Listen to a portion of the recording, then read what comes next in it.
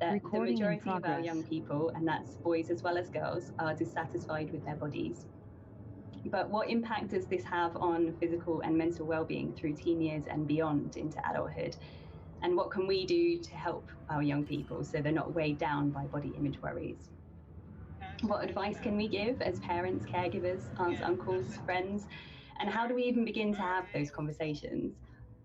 With 2 school-aged children myself, and knowing that there will be teenagers in the blink of an eye, these are questions often on my mind. So I'm so glad to have Dr. Markey's books on hand, and of course to have her here with us now to provide her insight and guidance and help us navigate this topic with our teens.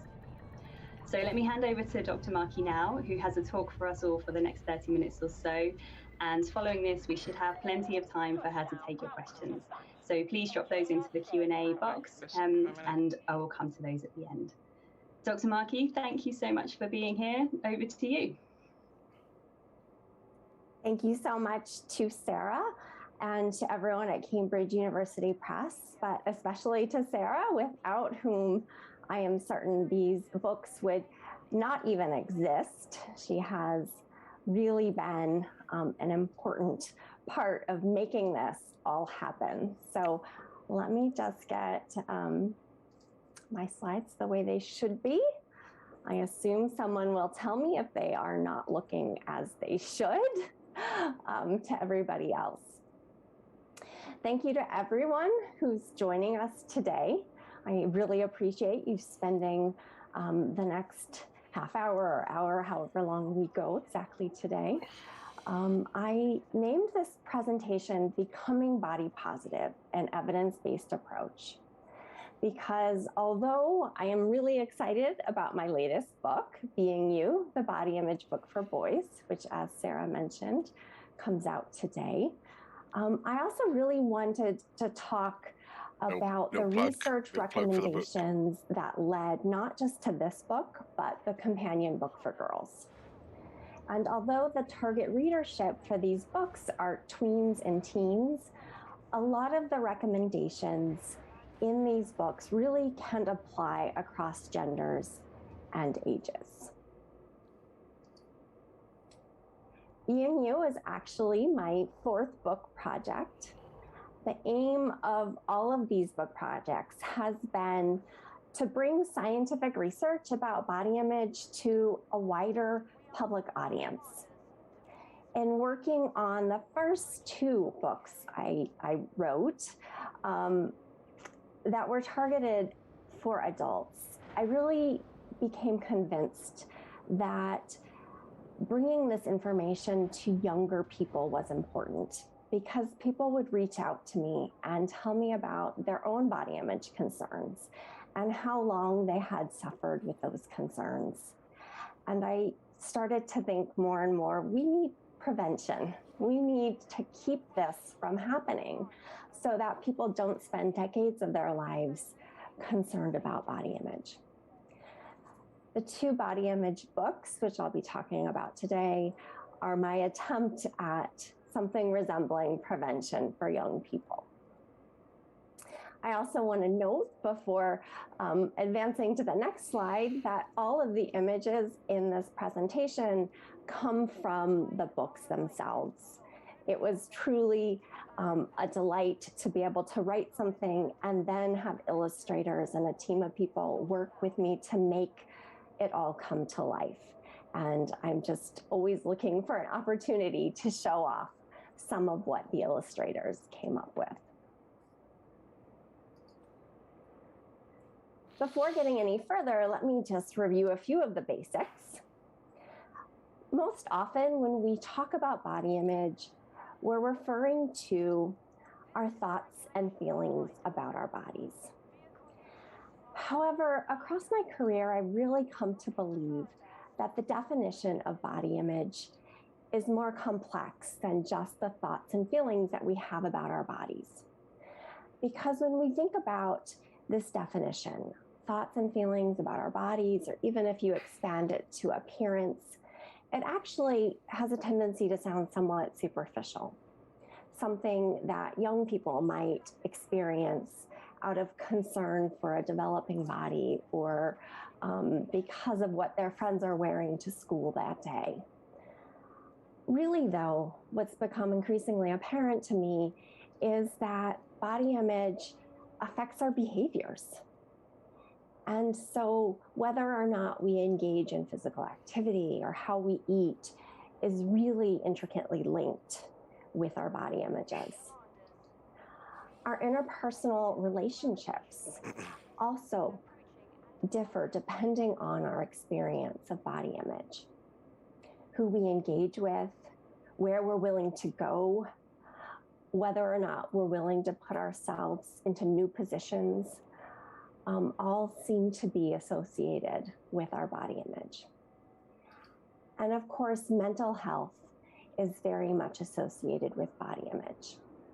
Individuals' experience of anxiety, depression, and of course, eating disorders are all associated with body image. So when do concerns about body image even start? In the first research paper I ever published, I found that 20% of 5-year-old girls reported some degree of body dissatisfaction. In more recent research that I've worked on, I've found that up to 90% of women report being dissatisfied with some aspect of their body or appearance. You'll notice that the numbers, these percents, are a little bit lower for boys and men, and yet by adulthood, the majority of individuals will typically claim that they are not satisfied with their bodies, that they are considering how to change their bodies, or they have concerns about their body image. And the turning point for this really seems to be the adolescent years. During the adolescent years, individuals start to focus more on their bodies, on their appearance, and mental health also develops in such a way that this becomes a real concern among young people. There's no evidence that these concerns are diminishing. In fact, since I published this first journal article back in 2000, focused on 5-year-old girls, there have been several papers looking at both boys and girls who are 4 and 5 and 6, and they seem to find pretty consistent results that these concerns and awareness of body and appearance and these mental health issues are already emerging. There's also been evidence that the collective trauma of the pandemic these past 2 years has contributed to increases in both body dissatisfaction and disordered eating. So unfortunately, these concerns are not going away, and we need to, I think, become more proactive in thinking about how to improve body image among young people. Rates of body dissatisfaction and the consequences of body dissatisfaction has really been the focus of the majority of this research since research on body image began in the 1980s. There was really no research on body image, and for that matter, on eating disorders until about the mid-1980s. So what and is she that's when saying? this work You say it really didn't began exist to until evolve. she looked And into it? this work, Just saying. the body image and eating She disorder called- research, Joking. pretty much evolved alongside one another for many years.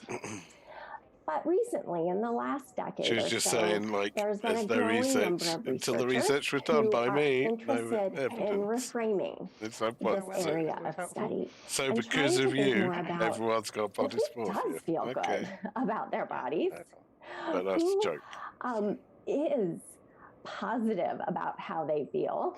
And with that being said, how can we then help other people to feel that way? So interestingly, in the last 10 years or so, as this work in the academic literature has started to come out, there's also a popular culture movement that's become much more evident, looking at what's known as body positivity, or sometimes on social media, even just BOPO. But that movement is not so new. It really stems from the fat liberation movement, which emerged as part of the civil rights movement. So those ideas about feeling comfortable in one's own skin, feeling proud of who you are, no matter how you look or what your body size, have been around for a very long time. But it's really social media, and in the last decade or so, where this interest in how do we do this? How do we all become more comfortable with ourselves? How do we all have more positive body image has started to emerge. Mateo is one of the young men that I interviewed in working on my book for boys.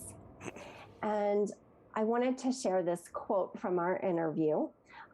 These interviews can be found in both books, but I thought that his quote here kind of nicely sums up a lot of what we're talking about when we're talking about what is positive body image, because you can see that he's appreciating that people have different body types, and he's really expressing this degree of self-acceptance.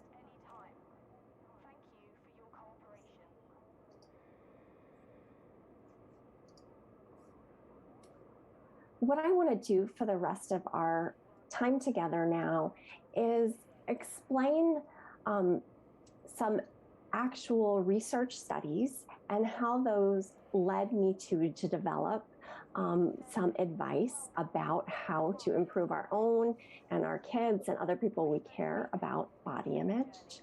And so the idea is to try to make some direct connections between some of the empirical literature, some of the more practical advice, and to really share what I think are some actionable ideas. And again, my goal is to offer some advice that spans, for the most part, across age and gender. And in both books, I do offer some specific information for those that identify as male versus female. But I think a surprising amount of advice is really applicable to pretty much all of us. So starting with this first piece here of advice, which is to focus a little bit more on body functionality with the goal of trying to improve our body image. We all get a lot of messages about the importance of our appearance. Can you think back and remember a time when you didn't care about your appearance? At some point, probably in your early childhood, you weren't really worried about your appearance or how others perceived you. And then at some point, probably before you can even remember, you started to have concerns, or at least an awareness of how others perceived you. You learned to be concerned about these things from the people around you and the culture around you. But what if all of us spent a little more time thinking about what our bodies do and less about how they actually look? Or in the words of both Lexi and Lindsay Kite, who co-founded an organization called Beauty Redefined, what if we think about our bodies as instruments and not ornaments? A recent study actually encouraged people to think about the functionality of their bodies with the interest of trying to promote their positive body image. And what they did is they actually had participants engage in a writing task where they would write about and focus on all the amazing things that their body can do. So it was a pretty simple intervention. And you'll see across this talk that these sorts of interventions are often pretty simple and pretty time limited, but to at least some degree also effective. Individuals who are tasked with writing about their body's functionality actually seem to experience an improvement in their body satisfaction. Cecile is a young woman who I spoke with when I was working on the body image book for girls. And Cecile had had a number of health issues when she was younger. And so she had a really acute appreciation of the importance of your body working, your body functioning well. And I love how in this quote from her story, she said, focus on how you feel. If your doctor says your body is functioning properly, then you are good to go. So my first piece of advice for all of us is to spend a little more energy thinking about how our bodies function. My second piece of advice is to reframe how we think about food. The next one. There's a lot of misinformation in public spaces about basic nutrition. And many of us grow up with a really fraught relationship with food. But this doesn't have to be. We can enjoy food, we can experience food as pleasurable, and we can also use food still to nourish ourselves physically. But one thing we have to do is rethink a lot of the messages we've received about food. Carbohydrates, for example, are not evil. You may have heard from many places that you should limit or avoid carbohydrates, but all nutritional scientists will agree that they are an important part of a balanced diet. Many of us take all these messages that we hear about food and grow up feeling guilty about what we eat, trying to avoid certain foods, and often just really stressed about eating instead of enjoying food. A lot of my own research has focused in one way, shape, or form on how eating behaviors are associated with body image.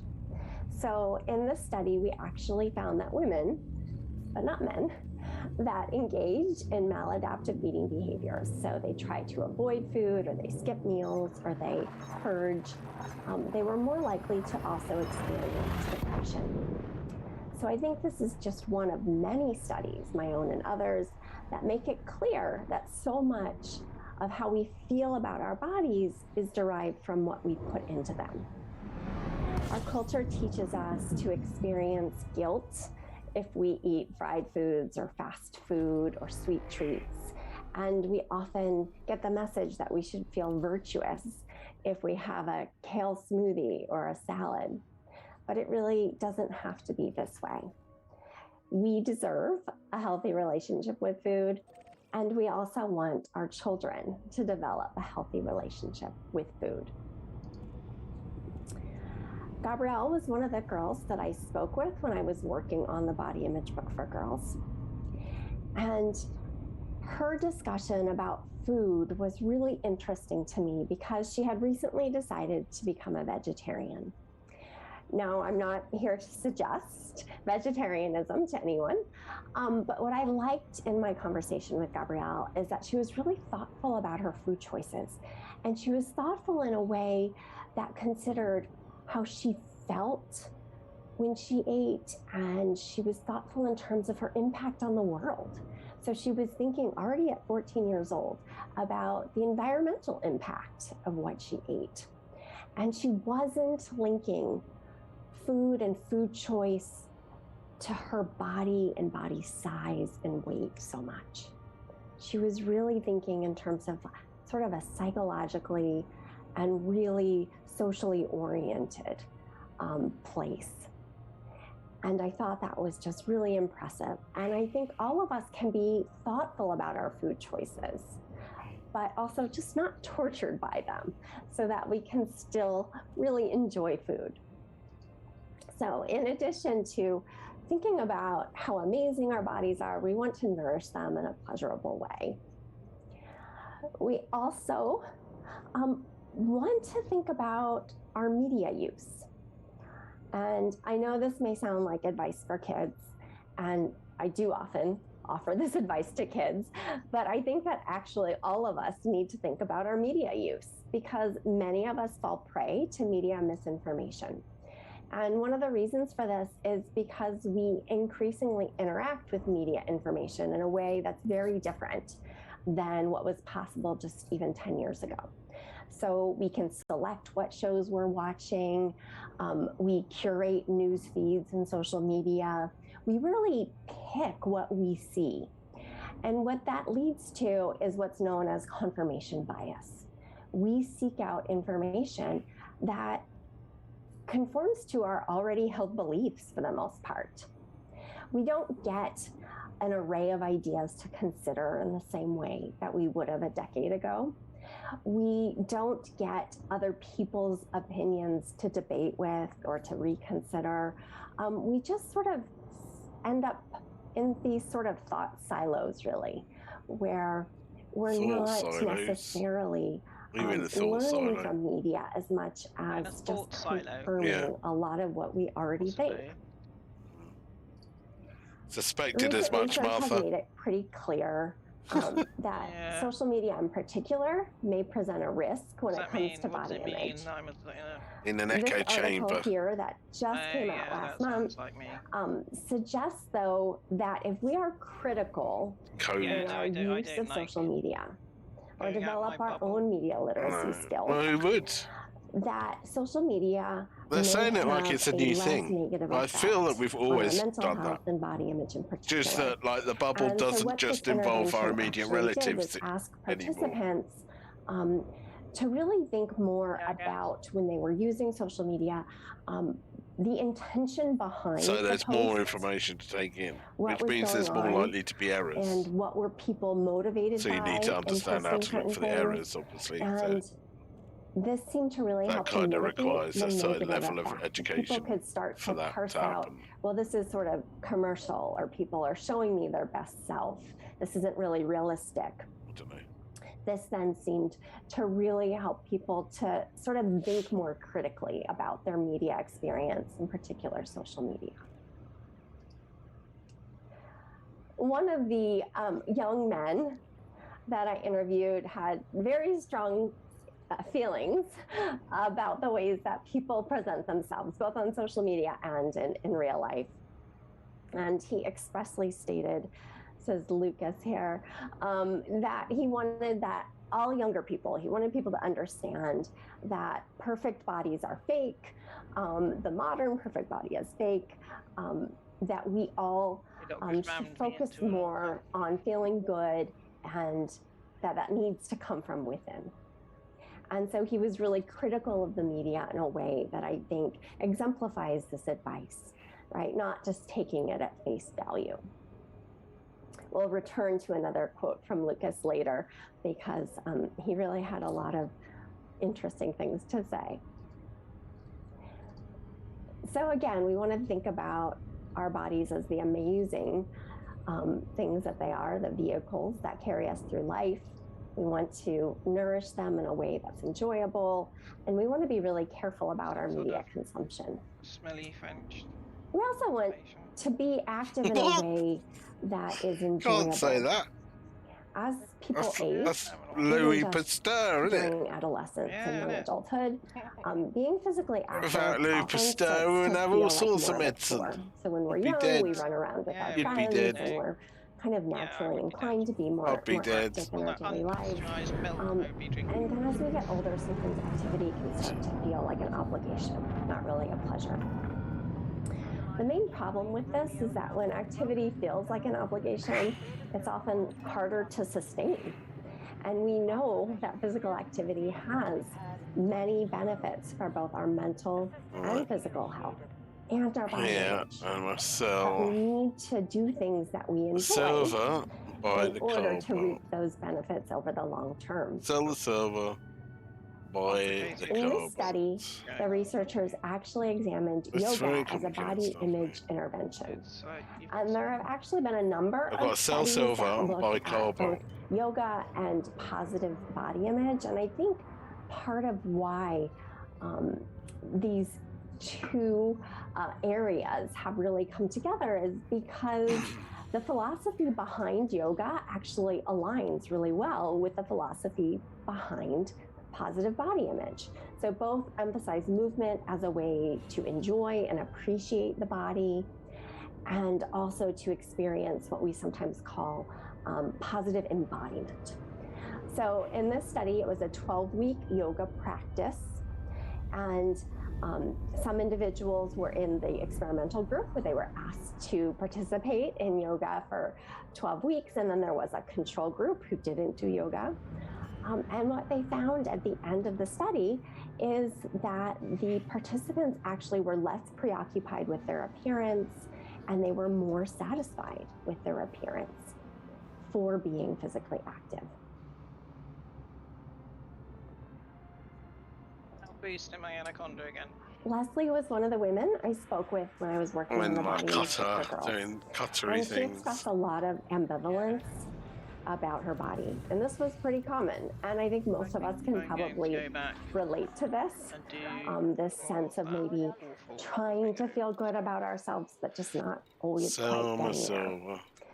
What I liked in my discussion with Leslie, though, is how she really did value how her body could move and be active, and that she appreciated when she was athletic, when she was doing something physically active, that she felt good about herself. And that was really encouraging. I sort of saw what the research shows in my discussion with her, that physical activity can perhaps improve body image.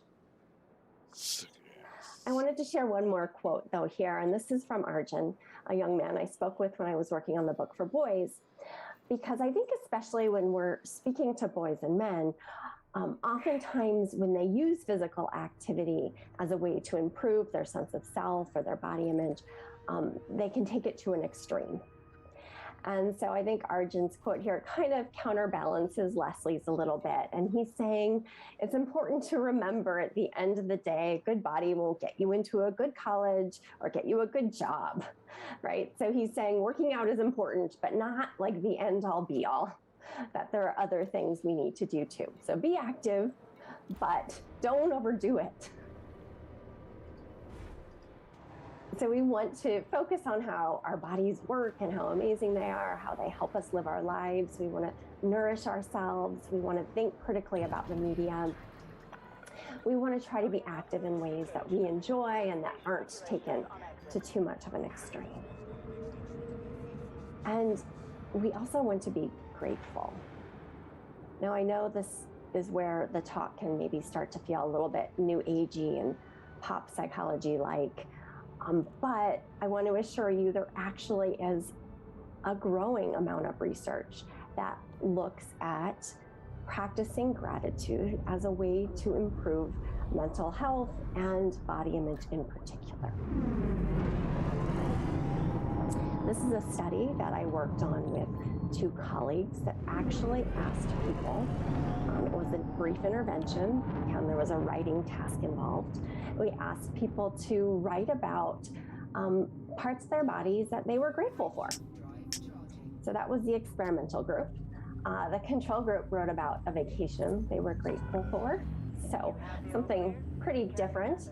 This was a really brief intervention. It turns out that a lot of men are very grateful for their hair, especially with age. But the important finding here is that the experimental condition, those that were focusing on body gratitude, also reported after the experiment greater body satisfaction. Oops, I overshot that, I guess. All right. Levi, I interviewed for the body image book for boys. And I think that his quote here really illustrates the importance of gratitude. And I loved sort of the way he framed this, the way he said this. He said, I think it's so easy for us to get stuck in a body image sort of rabbit hole that I hate everything about my body. But we have to stop that. We have to stop from spiraling into this place and focus on what we do like and focus on even just more non-appearance qualities. So I really like when I can see young people thinking outside of sort of these popular media messages that do focus on appearance so much and are thinking more about what they're happy about. That just feels so rewarding to me. The sixth piece of advice I want to offer is to question the culture. Most days I feel incredibly grateful to be a body image researcher. I think that body image is incredibly interesting, it's incredibly complicated, and I love doing this work. But there are some days where I feel frustrated. It feels like the culture that surrounds all of us is just so appearance-centric and sort of toxic. And we all get these messages that we need to transform ourselves. We should fix ourselves. We're not okay the way we are. And this leads to so much anxiety and distress for so many people.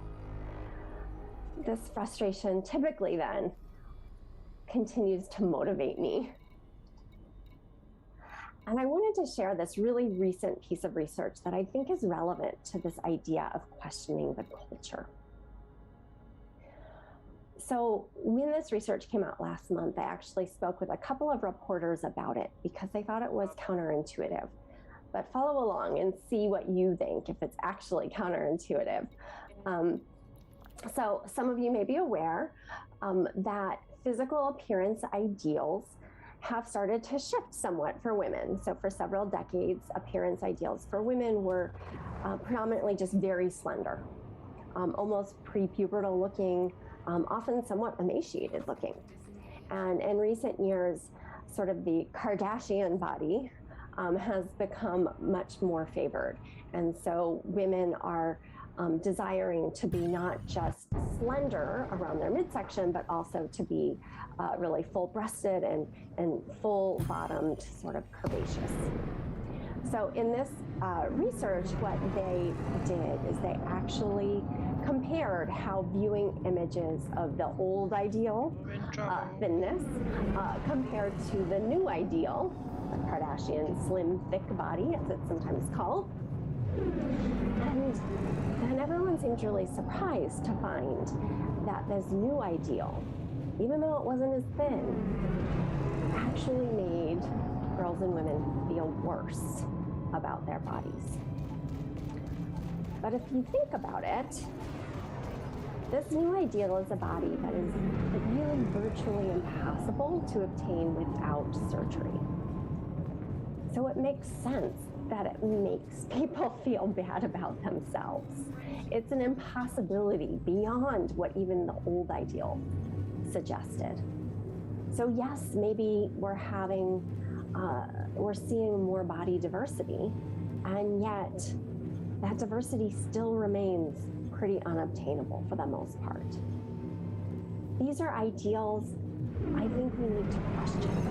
And we need to question a culture that suggests that these things are even a possibility in terms of how we look. Annie was a very smart and thoughtful girl that I spoke with. She actually participated in one of the focus groups I ran evaluating the chapters for the girls' book. And she said a number of really thoughtful things, and I asked her if I could interview her then for the book. And I love this quote from her. She says, "Over time, I've realized that hating yourself just shouldn't be the default. Although that's what's portrayed as normal in the media, it's just not healthy. Everyone should love themselves no matter what."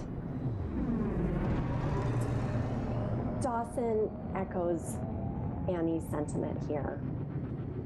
And he says, "My advice to younger boys is to know that every person looks different. There is not just one definition of what people are supposed to look like." And I like that both these young people seem to be questioning so many of the messages that they are inevitably seeing that suggest that basically we should all look the same. We should all look pretty much a certain way. So it can be hard in many ways to sort of question what's completely normalized. But I think also in talking with young people, it's incredibly important to really get them to start to question what they're seeing and hearing around them. And then my last piece of advice is to take it one step further and to actually see what we can do to change the culture. In my last chapter of both the book for girls and the book for boys, I offer some sort of summary of the advice throughout the book, and I also really intend to try to inspire young people, because I think I wouldn't keep working on books like this. I wouldn't keep doing this work if I didn't actually think that we ultimately have some power in changing some elements of the culture that we live in. Just one decade ago, there was literally no research on positive body image. And just a few years ago, I wrote this chapter with two colleagues, and we were kind of marveling at this new area of study and how we were going to hopefully be able to help people feel better about themselves. But we've come a long way in just a few years even. And I think we've started to understand a lot more about what is possible. And that gives me a great deal of hope in terms of ultimately changing the culture. Alyssa is a girl that I interviewed and working on the body image book for girls. And she's actually the first girl that I interviewed. She was only 15 at the time. And I interviewed her. She was my trial run in some ways because she was the daughter of one of my best friends. And they live in California, very far away from where I live. So I very rarely see Alyssa.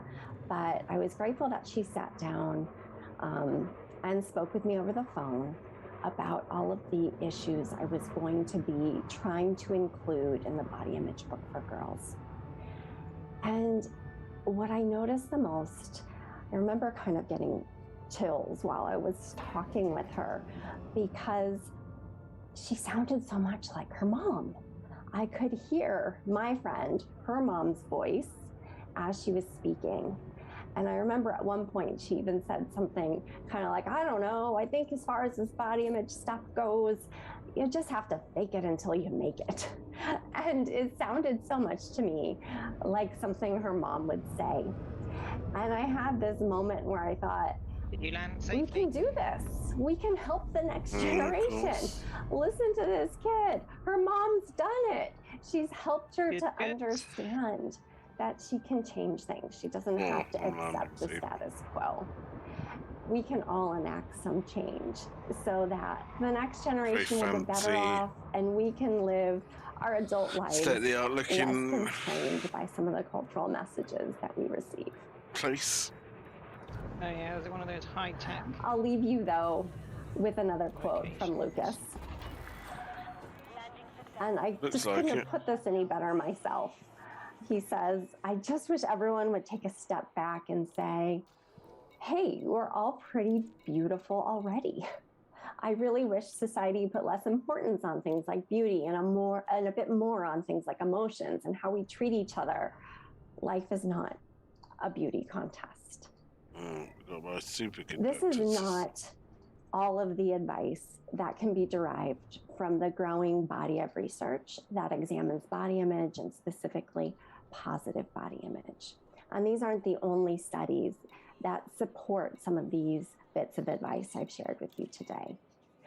But I think that this is a good place for many of us to start, even if we just pick one thing on this list and think about how we can include it in our own lives and try to impart it to the kids that we either parent or teach or care for in one way, shape, or form. When I proposed to write the body image book for girls, I thought I would write about a 100-page book and that would just suffice in covering this research literature. And even though at that point I had been doing research in this area for over 20 years, it really wasn't until I started working on the book that I appreciated just how much we know. And the book became 200 pages long. And then the book for boys was even a little bit longer. And now the book I'm working on is already looking like it's going to be longer. And although I aim to, of course, always make what I do accessible to people and not belabor anything, I think it's just so important to appreciate that there's a lot we know. There's a lot we can do to improve our own and others' body image.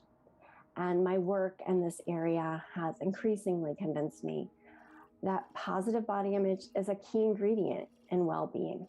And in order to be well-adjusted human beings, we need to nurture our own and the next generation's positive body image. It has been a real privilege to focus on these book projects in recent years. It's really nothing short of a professional dream come true to be able to spend time looking through the scientific evidence, talking with young people, trying to put it all on a page, and then have a design team and editing team and marketing team rally around you to try to bring that information to the public. There have been so many people who have made this all possible that are not even, they would never all fit on this slide, but I am eternally grateful to all of them. And as we said at the beginning today, the Boys book is available as of today. So please go out and get that if you have a boy in your life. And the girls book is of course available still too. And with that, I'm happy to address any questions that people might have.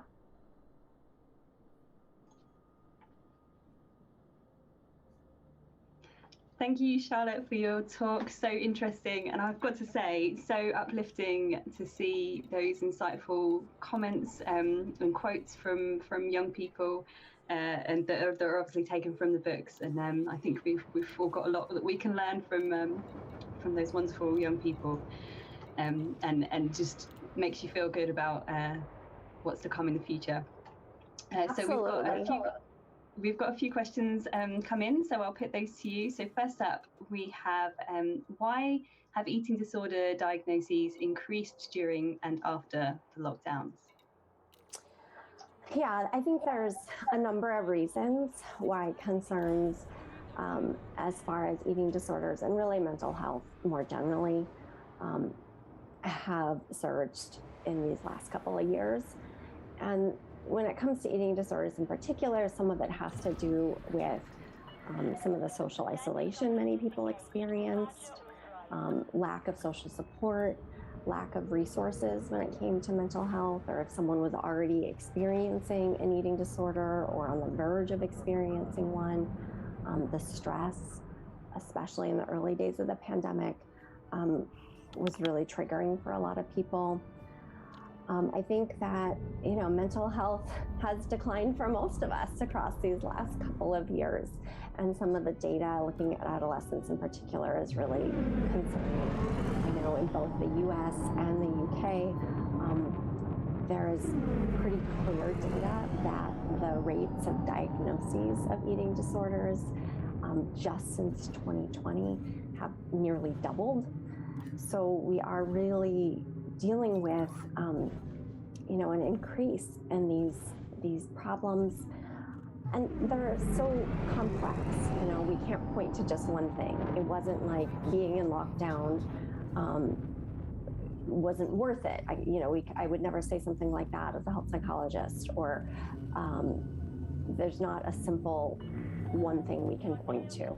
But I think that a combination of factors, many people experience food insecurity in ways that they maybe hadn't previously. So there are many, many factors that contributed. It definitely has been an issue, though.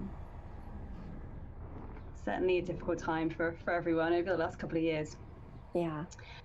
So up next, why do messages about food essentially demonize some foods? What's the cause of this, and could this contribute to eating disorders?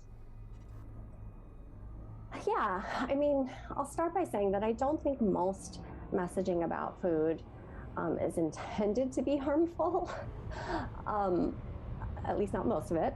But I think whenever we start to try to eliminate entire food groups or to feel like we can't have certain things, what then happens is that we usually want them that much more. And this creates this sort of stressful experience where mentally we're thinking a lot about, oh, I can't have that cookie, but I want that cookie. I can't have that. It can really take over a lot of mental space. And yes, it can contribute to disordered eating. A lot of what's prescribed for weight loss is essentially disordered eating, right? If you're being prescribed a 900 calorie a day diet for whatever reason, or told to skip breakfast, or, people get all kinds of crazy ideas about dieting, and they may work in the short term. They may be very effective initially, but pretty much all of the research we have suggests that by 2 years after starting a weight loss regimen, most people are going to gain back every single pound they've lost, because these are just not sustainable approaches to healthy living. And I think I'm starting to get on a tangent here, and I'm losing sight of the question. So maybe Sarah can get me on track. Diets are bad news, and we shouldn't. Diets are bad news, right? That doesn't mean just eat everything all the time, whatever you want, but there's a lot of space between don't eat anything that's been ever called unhealthy and just eat anything and everything, right? Like, there's a lot of space in between there where we can enjoy and celebrate with foods we like that are indulgent, and yet maybe not do that all the time. So sort of this place of balance can be hard to find, but is worth aiming for. So next question is, what do you think are the main reasons people dislike their bodies? And are some people more susceptible to sources of negativity? Yeah, first, I think the second part of the question, some people are certainly more susceptible.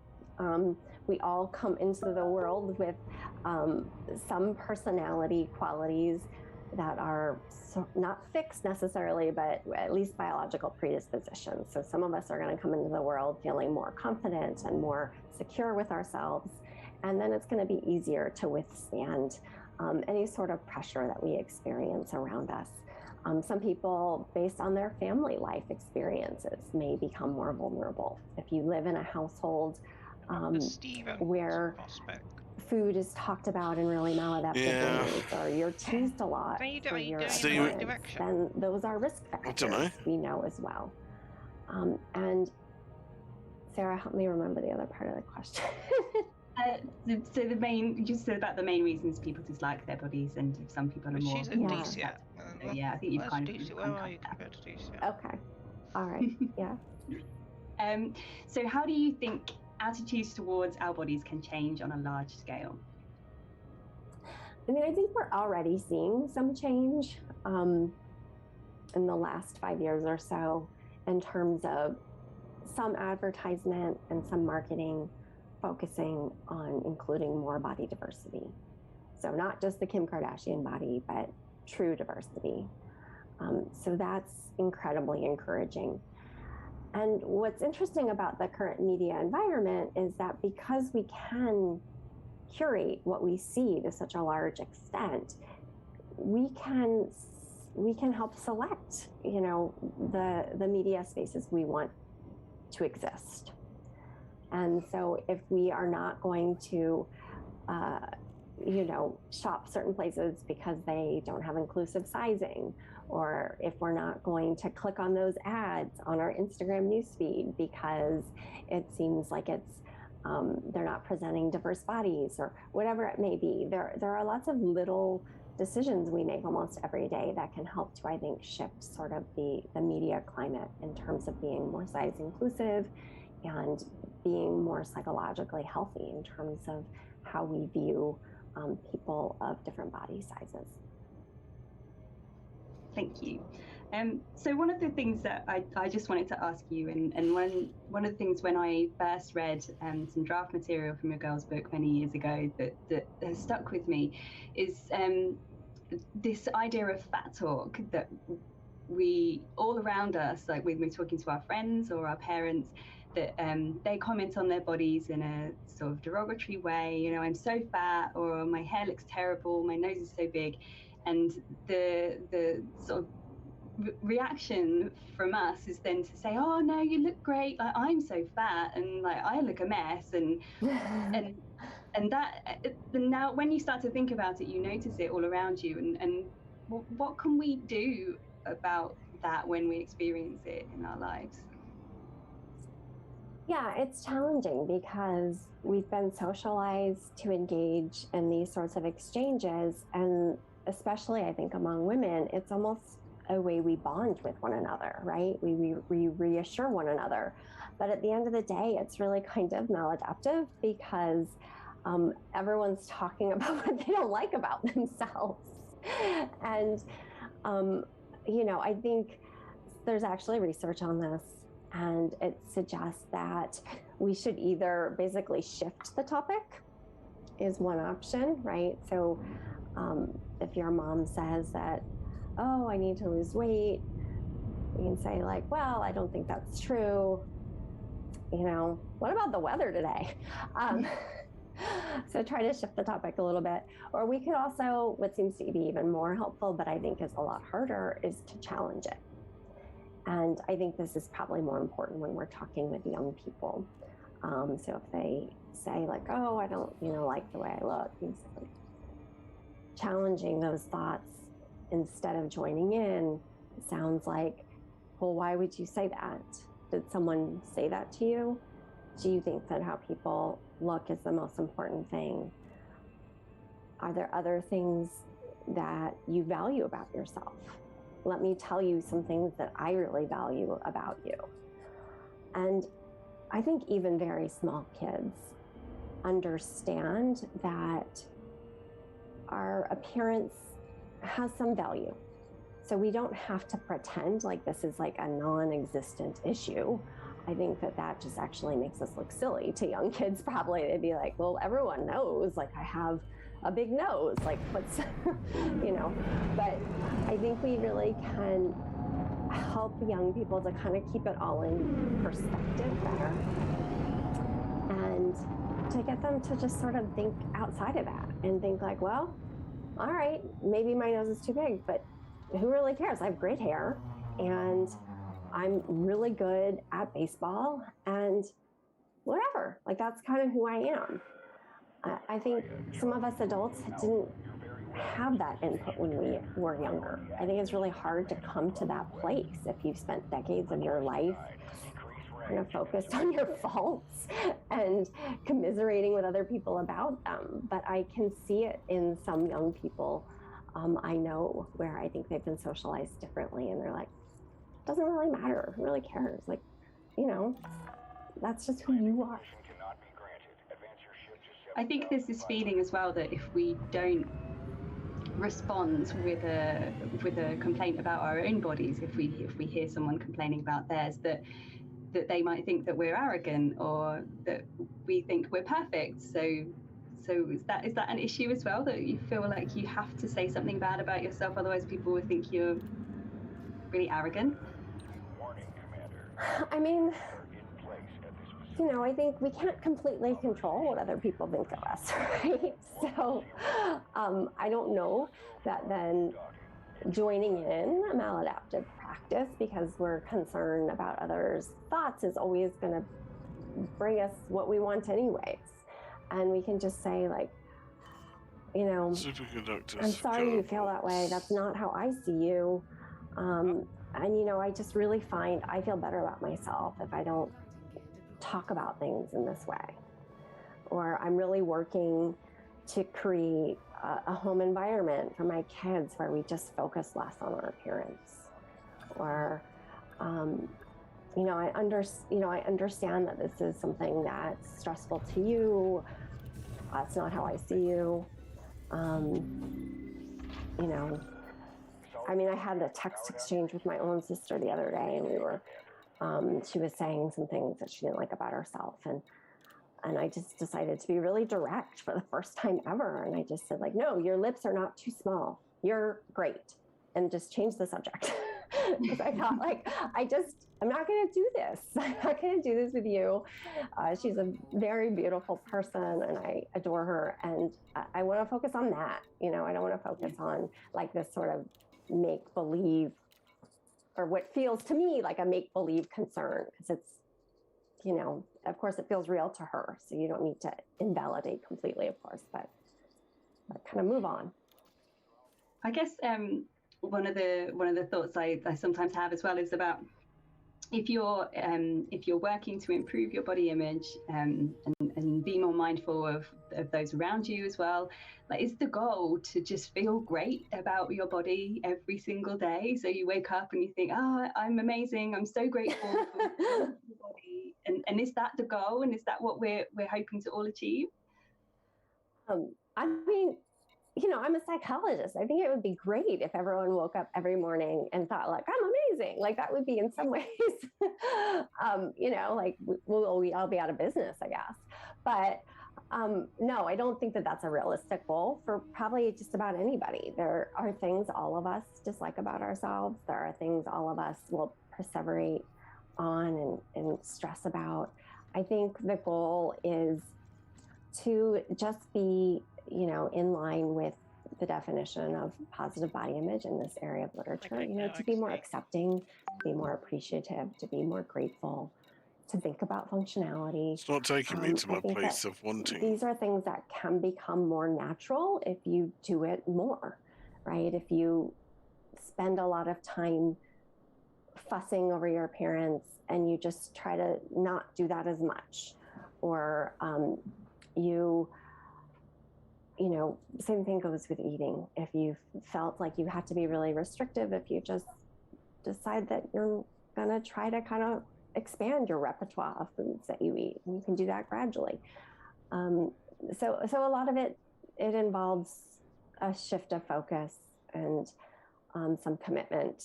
And it doesn't always feel really natural at first, but I do believe it's really possible, and I do see it in young people more. I think it's easier if you haven't spent a lot of time doing one thing, but I don't think that we have to always feel like, oh, I'm perfect. And certainly we don't want to seem like just arrogant, but I think, some of this, we just have to gradually work on.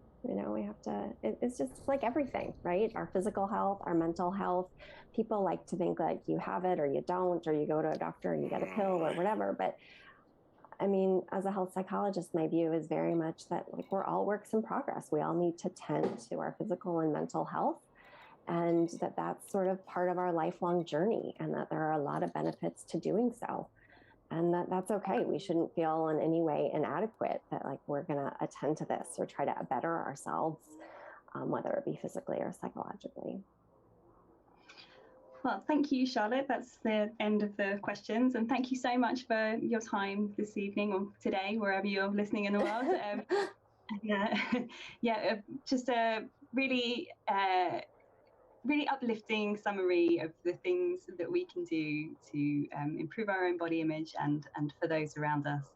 And as Charlotte said, the two books that she talks about, the book for girls and for boys, are available if you've got any young girls or boys in your lives. And I've read those books myself, and there are so many helpful and valuable pieces of information in there for adults alike. So I would recommend them to everyone. Thank you for everyone who's been listening today. And thank you, Dr. Markey. Thank you to Sarah for